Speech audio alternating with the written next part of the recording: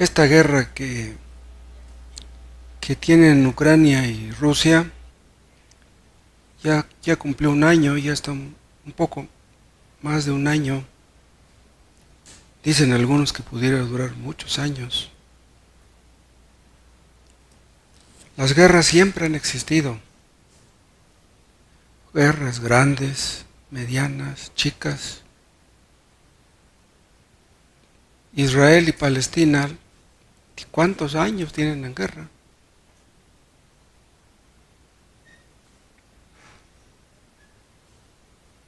No se ha agrandado, no se han agrandado esas guerras en la providencia de Dios. Porque si algún otro país interviniera, olvídense la que se armaba. Vamos a hacer una oración, ¿sí? Padre, te damos gracias, te alabamos en el nombre de Jesús, por tu bondad y tu misericordia mostrada todo el día, mostrada al estar aquí reunidos para escuchar tu palabra y alabarte.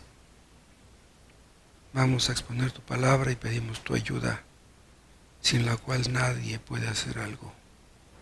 Que tu Espíritu Santo sea con nosotros y aplica tus verdades a la conciencia y al corazón. Y ayúdanos, Dios, a hacer tu voluntad, a conocerte más. Que tu Espíritu Santo nos ilumine y nos enseñe el camino. Por Cristo te lo pedimos. Amén. Aquí en este párrafo que acaba de leer Gerardo, está la primera mención de una guerra.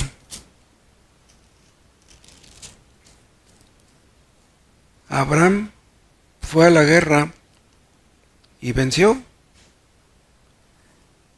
Los que estaban con Abraham eran pocos, los enemigos eran muchos, pero Dios estaba con Abraham y por eso obtuvo la victoria. ¿Por qué peleó Abraham con aquellos reyes? Porque quería liberar a su hijo, a su sobrino Lot. Y otra cosa, aquellos reyes se fueron a meter a la tierra prometida, la tierra que Dios le había prometido a Abraham, entonces tenía motivos para pelear. Dios le dio la victoria a Abraham porque su honor estaba de por medio.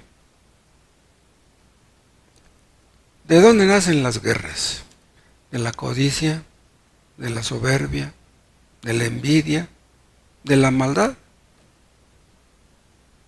Las guerras son tan antiguas como el mundo. ¿Por qué Dios permite que haya guerras? Las permite para que los hombres vean las consecuencias de su pecado. Si un pleito pequeño no se detiene, crecerá y se va a convertir en un pleito grande. Dios quita el freno en su gracia común y los hombres cometen barbaridades.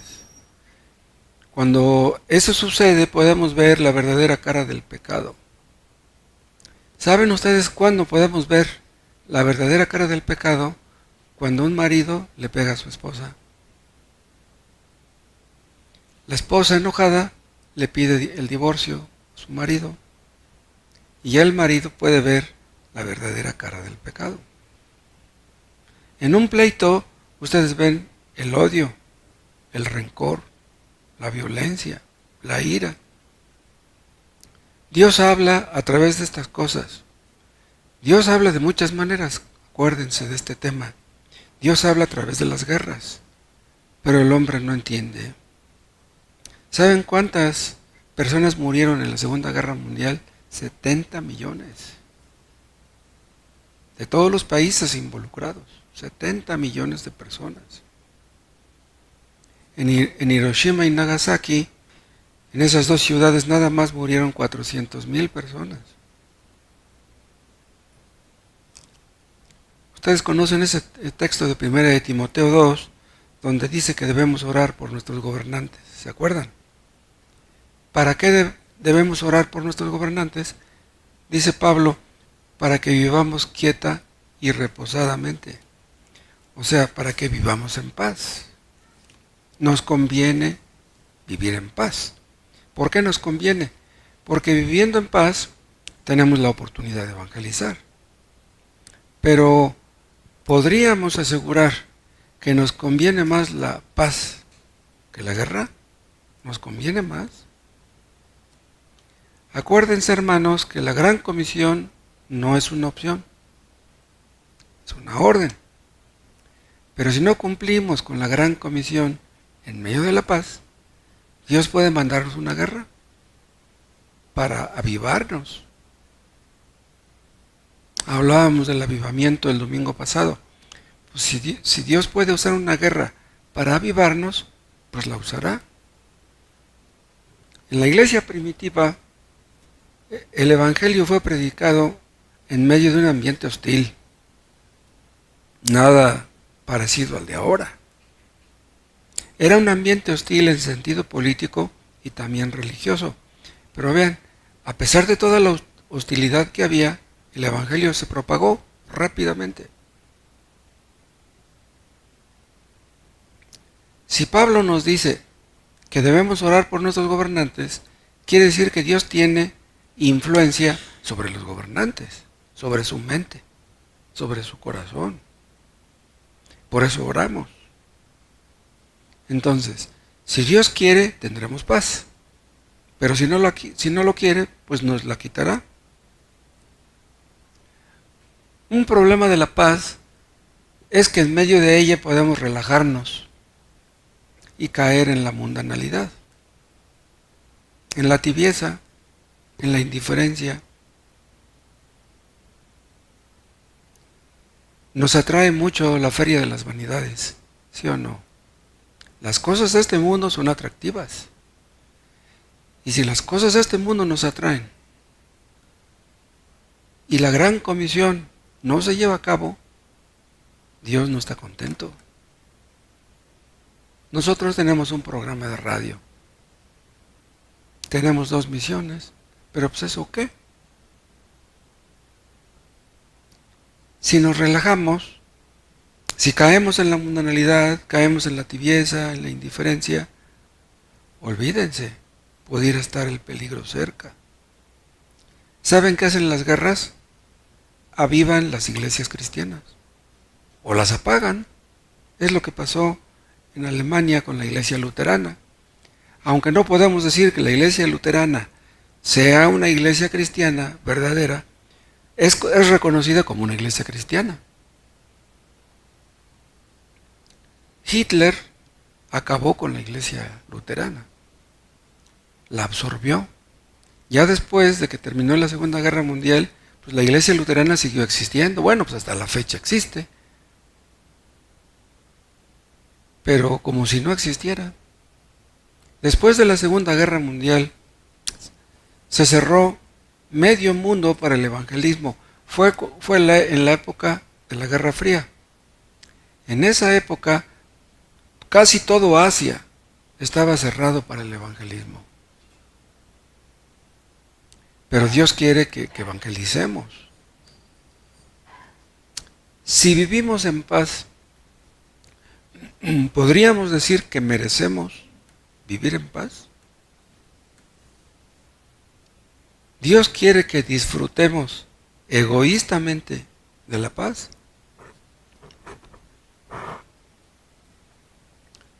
Hay países donde constantemente hay bombazos, masacres en Sudán. Los sirios, los de Afganistán, están bien locos.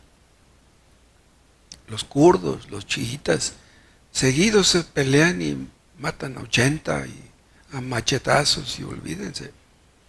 En una guerra suceden cosas horribles. Hay dictadores que se adueñan de los medios de comunicación. Los dictadores hacen mucho daño. ¿Por qué permite Dios que existan los dictadores? Nosotros diríamos, Dios, ¿por qué permites que estos fulanos existan? ¿Por qué no acabas con ellos? Si Dios fuera a acabar con los dictadores, tendría que acabar con más de medio mundo. Hay muchas personas que actúan como dictadores, aunque no estén en el gobierno, están en una empresa o en su misma casa, padres que actúan como dictadores. Si no hay más mal en este mundo, si no hay más mal en México, es por la gracia común de Dios. No les quepa ninguna duda. Acuérdense ustedes, la gracia común es algo que Dios tiene para con todos. Dios hace que su sol salga sobre buenos y malos. La gracia salvadora o la gracia especial es la que Dios manifiesta solamente para con los escogidos. Es por la gracia común que no hay más mal en el mundo o que no hay más guerras en el mundo. Hay matrimonios entre inconversos que tienen un gran pleito y que hablan de divorcio. Al diablo le da mucho gusto eso. Al diablo le gusta que los hombres se divorcien. Hay hombres, mujeres que se divorcian y presumen que se divorciaron. Dicen, soy felizmente divorciado. Las personas que piensan así, qué lejos están de Dios. Si Dios no interviene en la gracia común, ese matrimonio que está hablando de divorcio terminará divorciado. O por decirlo de otra manera, si no hay más divorcios de los que hay, es por eso, por la gracia común de Dios. ¿Qué es lo que hace la gracia común? Restringe el pecado, frena o refrena el pecado. Porque si Dios no hiciera eso, no, hombre, olvídense. Lo que veríamos en este mundo sería como algo parecido al infierno. En su gracia común, Dios detiene su ira en contra del pecado de los hombres. ¿Qué es lo que merecen por el pecado? Pues la muerte. Pero imagínense que Dios estuviera matando a los hombres porque pecan. Dios detiene su ira a nivel individual, a nivel matrimonial, a nivel eclesiástico, a nivel nacional, a nivel mundial. En un accidente, en una combi, por ejemplo, se voltea la combi o se cae de un puente, se mueren 3, 4. 6 o 7 salen heridos. Y unos 3 o 4 salen ahí más o menos sin nada. De los que salen ilesos en un accidente de esos, tal vez alguno de ellos sea un mal padre, tal vez sea un mal esposo. ¿Cómo reaccionarán esas personas? Que voltean y ven que el que está junto a él está muerto. Yo pude haber muerto. ¿Por qué murió este? Y yo no. En una guerra cae un misil y mueren muchos, muchos no. ¿Qué piensan los que no mueren? Pudo haberme tocado a mí, le tocó al vecino, pero pues... En un accidente, en una guerra, mueren los que Dios quiere que mueran. En una pandemia. En un desastre natural, lo mismo. Mueren muchos. ¿Cuántos? Los que Dios quiera. Y si no mueren más, pues es también por la gracia común de Dios. ¿Se acuerdan ustedes cómo Abimelech se sintió atraído por Sara y quería tenerla en su harén? Pero Dios le dijo a Abimelech en sueño, no te metas con esa mujer porque es casada y si te metes con ella te vas a meter en problemas. Y le dijo, dice, yo te detuve de pecar contra mí. Dios detuvo a Abimelech de pecar en contra de Dios.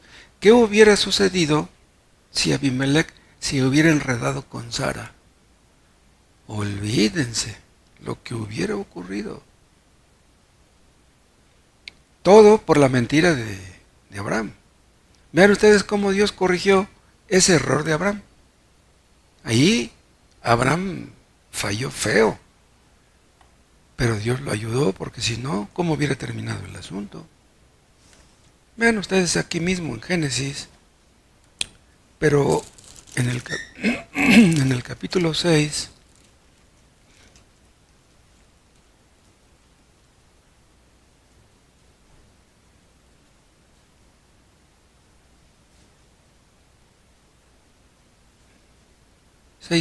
aconteció que cuando comenzaron los hombres a multiplicarse sobre la faz de la tierra, y les nacieron hijas, que viendo los hijos de Dios que las hijas de los hombres eran hermosas, tomaron para sí mujeres, escogiendo entre todas.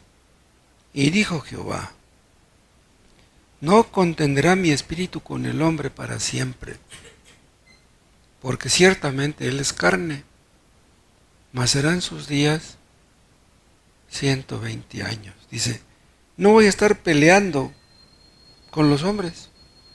No contenderá mi espíritu con el hombre, dijo Dios. Vean, el Espíritu Santo habla a los hombres a través de la conciencia, para que no pequen más de lo que pecan. O sea, Dios contiende con los hombres a través de la conciencia, o al nivel de la conciencia. Y dice aquí Dios, no contenderá mi espíritu con el hombre para siempre. En aquel tiempo, pues aquellos hombres pues, no tenían las escrituras, pero tenían una conciencia. Lo mismo sucede ahora. Hay muchas personas que no tienen una Biblia, pero tienen una conciencia. Y Dios trata con ellos a través de la conciencia. Vean ustedes el Salmo 76.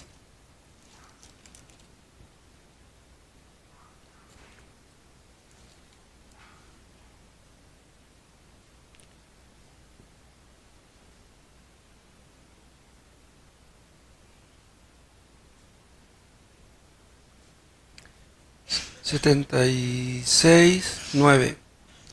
Cuando te levantaste, oh Dios, para juzgar, para salvar a todos los mansos de la tierra.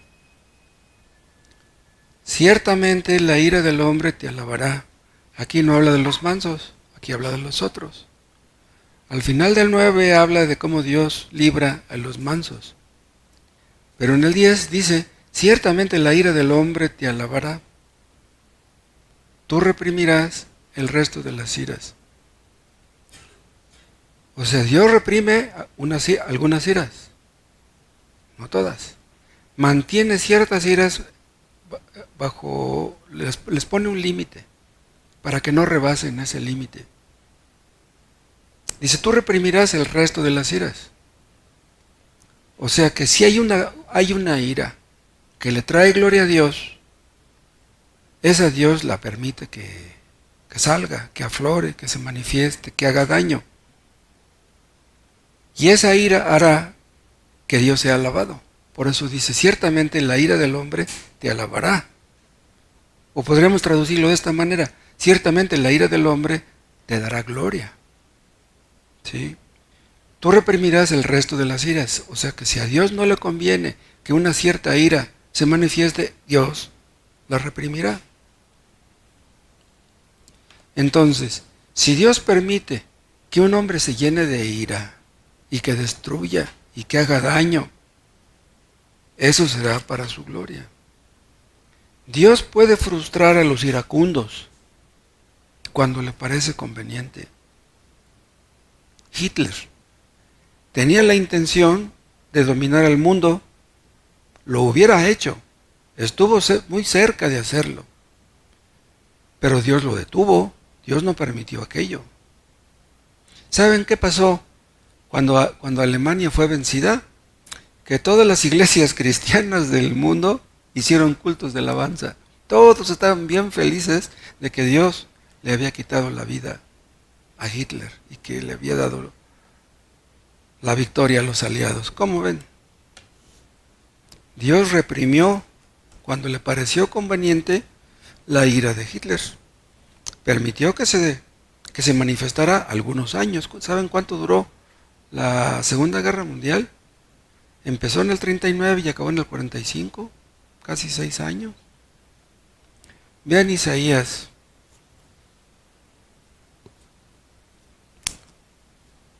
capítulo 57.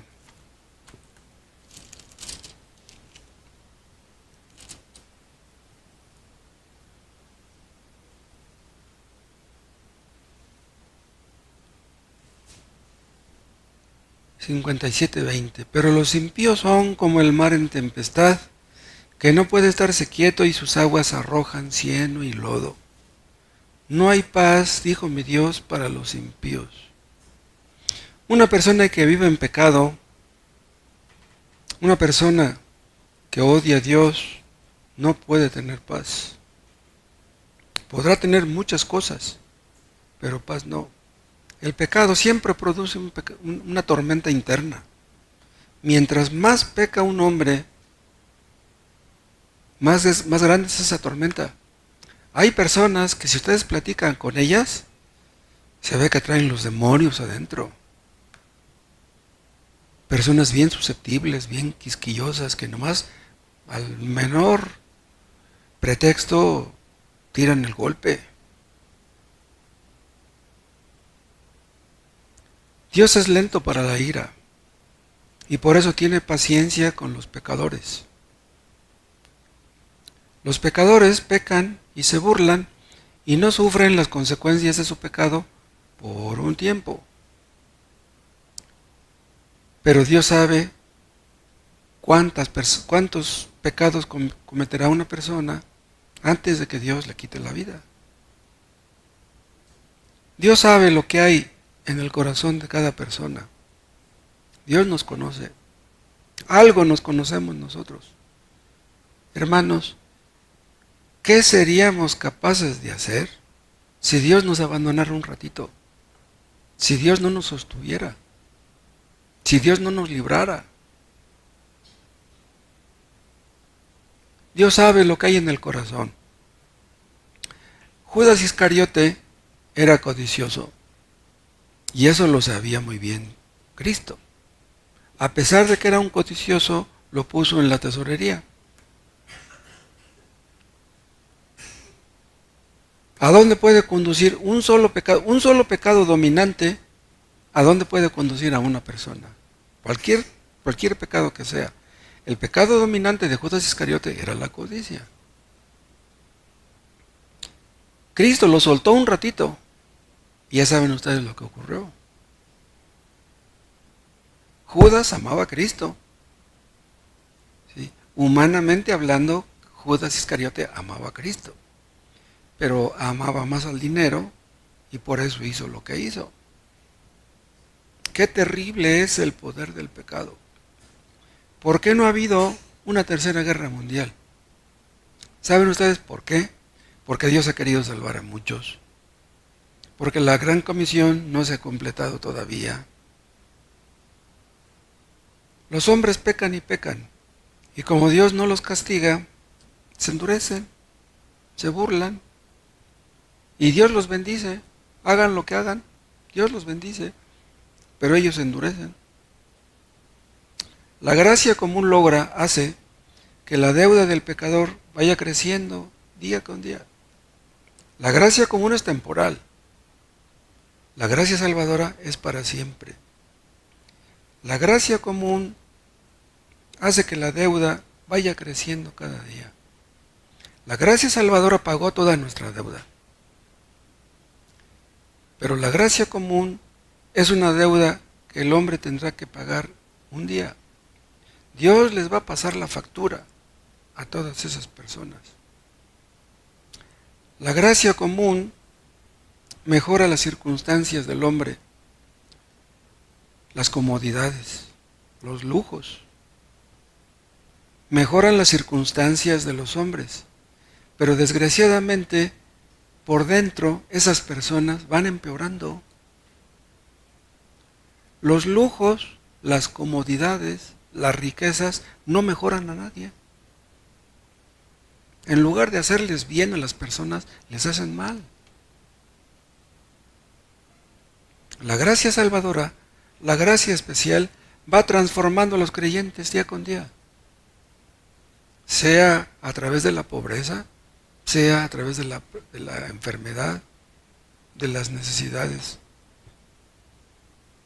Los creyentes van mejorando, los no creyentes van empeorando. ¿Cuál es la base de la gracia común? La base de la gracia común es la muerte de Cristo en la cruz.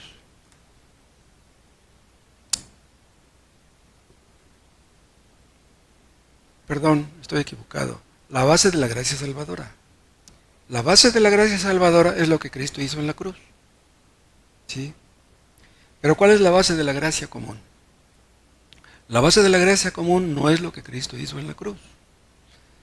La base de la gracia común es la bondad de Dios que fluye, ¿saben por quién? Por causa de los creyentes. O sea, la bondad de Dios para con los pecadores debido a los creyentes. ¿Se acuerdan cómo veíamos en una ocasión que si en una familia nada más hay un creyente, Dios puede bendecir a esa familia nomás por ese creyente? Si en una empresa nada más hay un creyente, Dios puede bendecir a esa empresa nomás por ese creyente. Si en una ciudad, si en un pueblo, nada más hay un pequeño grupito de creyentes, Dios puede bendecir a ese pueblo nomás por ese pequeño grupo de creyentes. Es increíble. Esta base se ve en Génesis 39. Vean. Génesis 39, 5.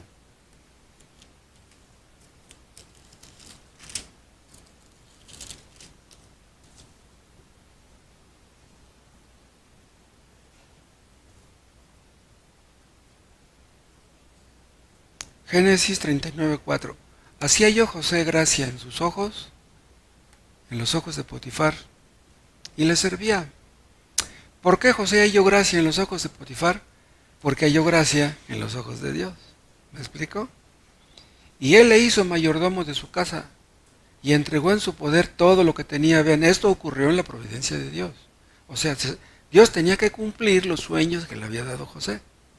Y usó a Potifar para que hiciera esto. Y aconteció que desde cuando le dio el encargo de su casa y de todo lo que tenía, Jehová bendijo la casa del egipcio, vean, a causa de José. Jehová bendijo la casa del egipcio no porque el egipcio fuera muy trabajador o muy buena persona. Bendijo al egipcio por causa de José, y la bendición de Jehová estaba sobre todo lo que tenía, así en casa como en el campo.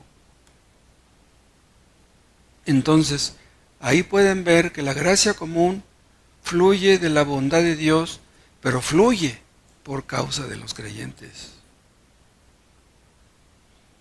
Bien, Dios quería destruir a Sodoma y Gomorra. Hay un texto que dice que el pecado de esas ciudades llegó al colmo.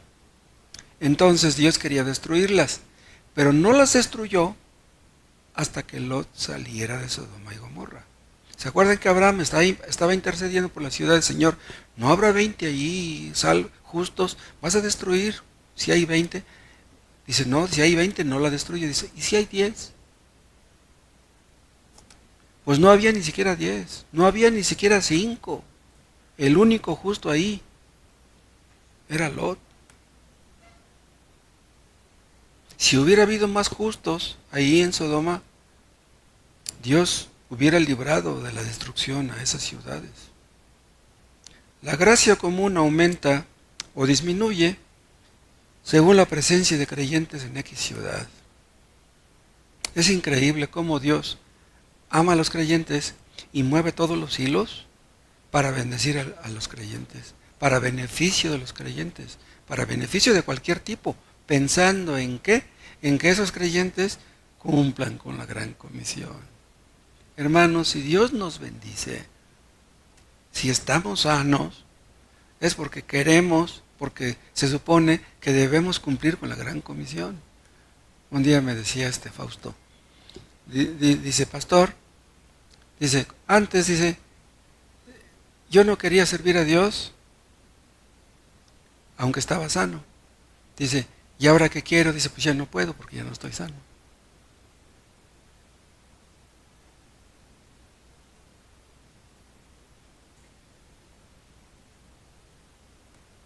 La gracia común aumenta o disminuye según la presencia de creyentes en X ciudad. Si Dios nos tiene en un lugar X, no es por casualidad. Estamos viviendo donde estamos viviendo por algo. Dios quiere, hermanos, que seamos un medio de bendición para los que nos rodean.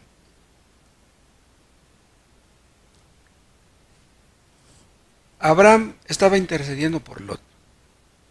¿Qué hubiera pasado si los de Sodoma hubieran matado a Lot? No lo querían, porque él era creyente y allí en Sodoma abundaba la maldad. Pudieron haberlo matado, pero Dios no lo permitió.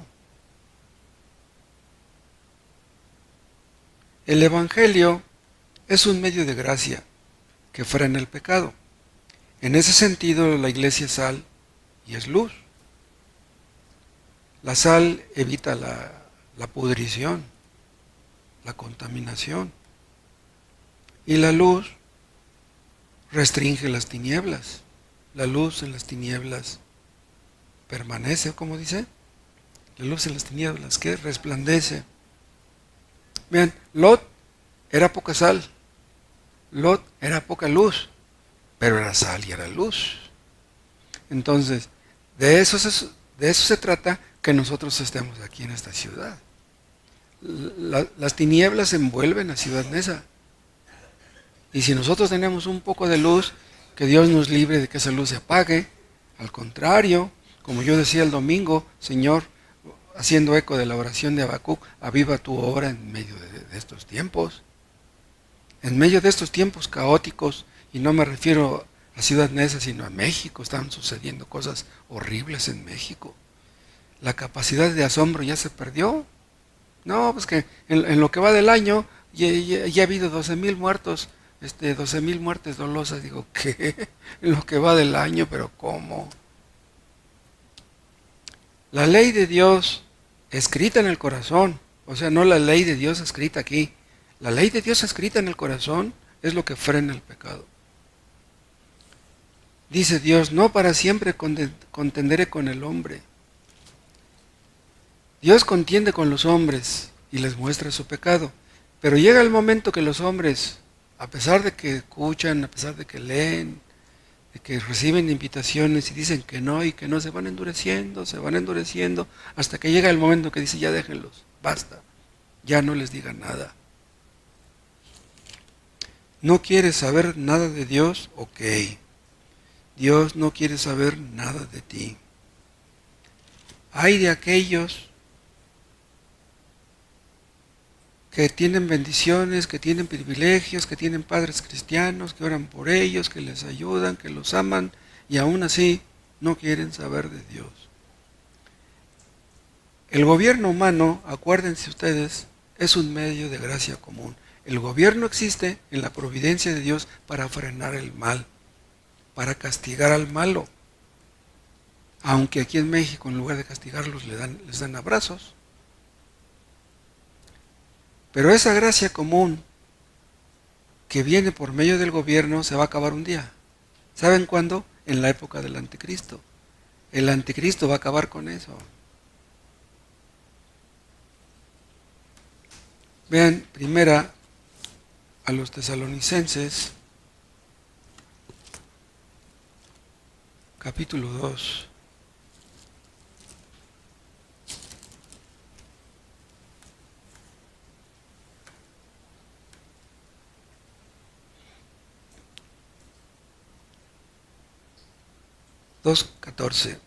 Porque vosotros, hermanos, vinisteis a ser imitadores de las iglesias de Dios en Cristo Jesús que están en Judea, pues habéis padecido de los de vuestra propia nación las mismas cosas que ellas padecieron de los judíos, los cuales mataron al Señor Jesús y a sus propios profetas, y a nosotros nos expulsaron, y no agradan a Dios y se oponen a todos los hombres, impidiéndonos hablar a los gentiles para que estos se salven. Vean lo que hacían aquellos necios judíos.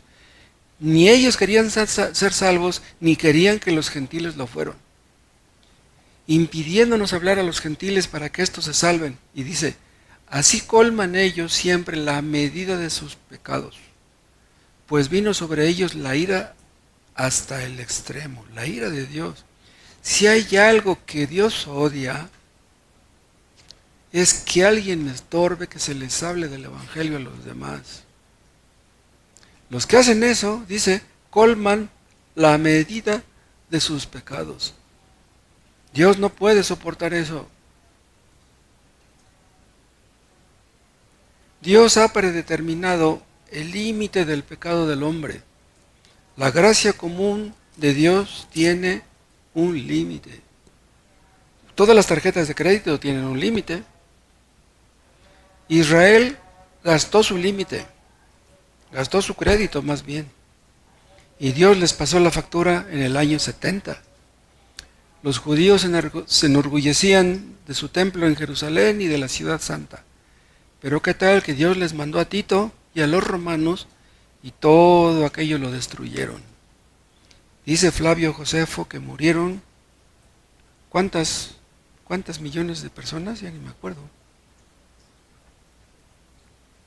Pero ahí Israel gastó su crédito. El colmo fue que mataron a Cristo y no conformes con eso después mataron a los apóstoles y los persiguieron a todos los creyentes. Los hicieron huir. Ahora vean, no todo el mundo tiene un límite igual. El límite varía de persona a persona. Hay personas que pecan y Dios les quita la vida a los 20 años, otros a los 25, otros a los 30. Dios permite que los hombres pequen y que vayan malgastando la gracia común. Los que mueren jóvenes, los que mueren sin arrepentirse, es porque Dios no quiso que pecaran más. Hay ladrones que en sus primeros robos los matan. Hay ladrones que duran muchos años andando haciendo barbaridades hasta que los agarran y los encierran o los matan. Algunos pecan más que otros, pero no saben cuándo va a ser su fin. Hay muchos que mueren prematuramente. Y hay un límite predeterminado para la historia de este mundo. La historia de este mundo se acabará. Es lo que dice Apocalipsis en el capítulo 10. ¿Quieren ver?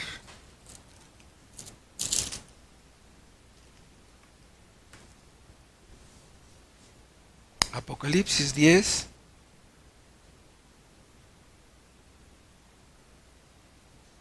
Y el ángel que vi en pie sobre el mar y sobre la tierra, levantó su mano al cielo y juró por el que vive por los siglos de los siglos, que creó el cielo y las cosas que están en él, y la tierra y las cosas que están en ella, y el mar y las cosas que están en él, que el tiempo no sería más.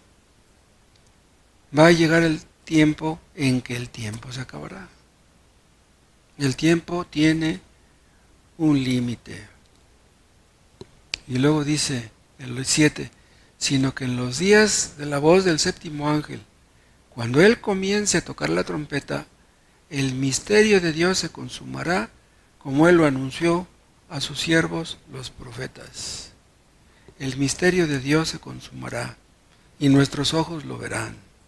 Cuando se acabe el tiempo, entonces se acabará la gracia común. Todo lo que Dios había predeterminado desde la eternidad se realizará. Dios ya sabe lo que va a ocurrir. Nada le sorprende, nada le toma por sorpresa. La historia humana llegará a su fin. Los propósitos de Dios se cumplirán al pie de la letra. Vean otro texto en Romanos, en el capítulo 11.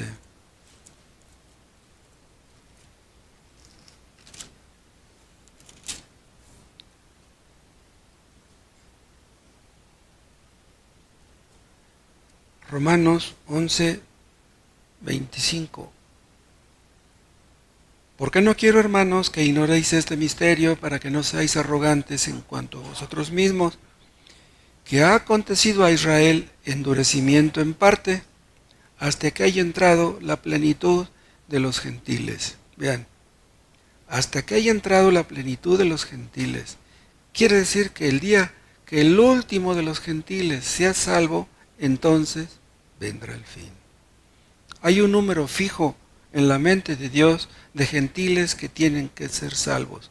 El día que el último gentil sea salvo, la puerta se va a cerrar y entonces ya no habrá salvación para nadie. Entonces las vírgenes necias vendrán y tocarán y ya no se les abrirá.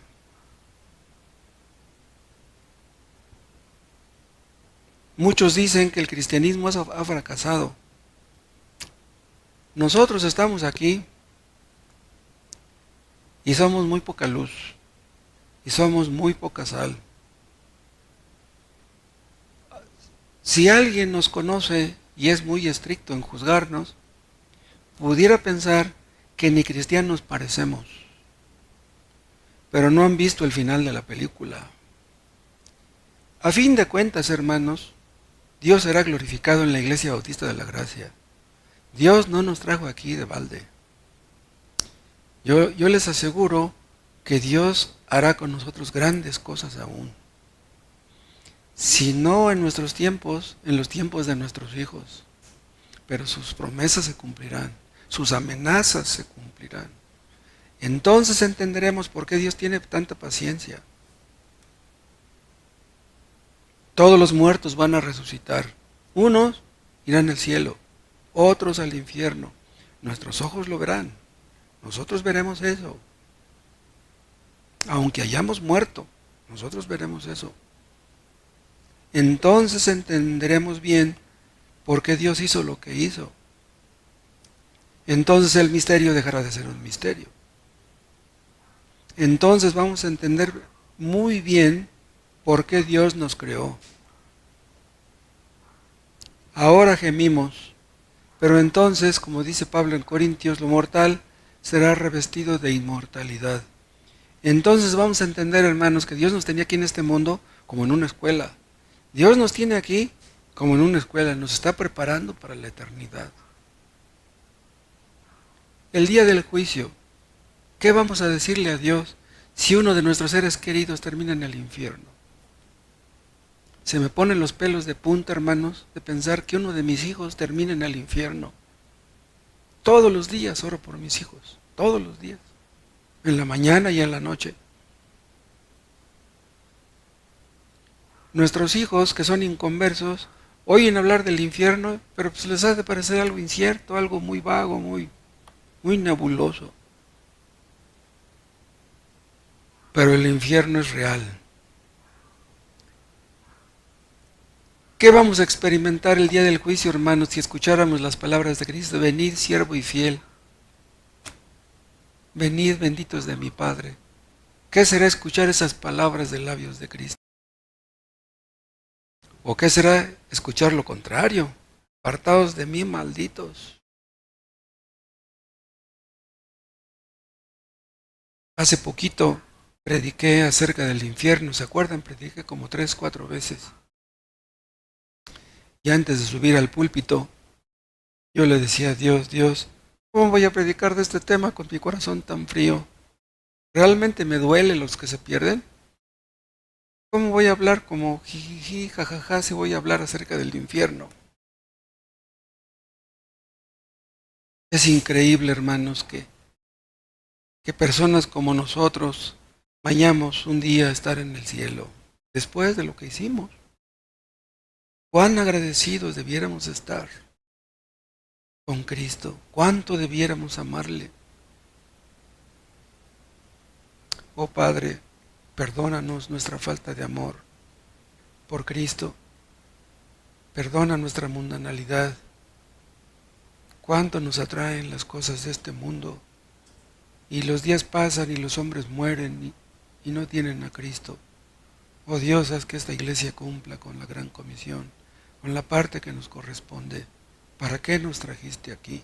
¿Para qué trajiste un día el hermano Tomás? Oh Dios, ayúdanos, que seamos una iglesia ganadora de almas, una iglesia misionera. Ayúdanos. Ayuda a los hermanos de Sándalo, a los de San Mateo, a los de Comaltepec, a los de Tlaxcala, a los de Puebla. Oh Dios, mándanos un avivamiento a este país. En el nombre de Cristo te lo pedimos. Amén.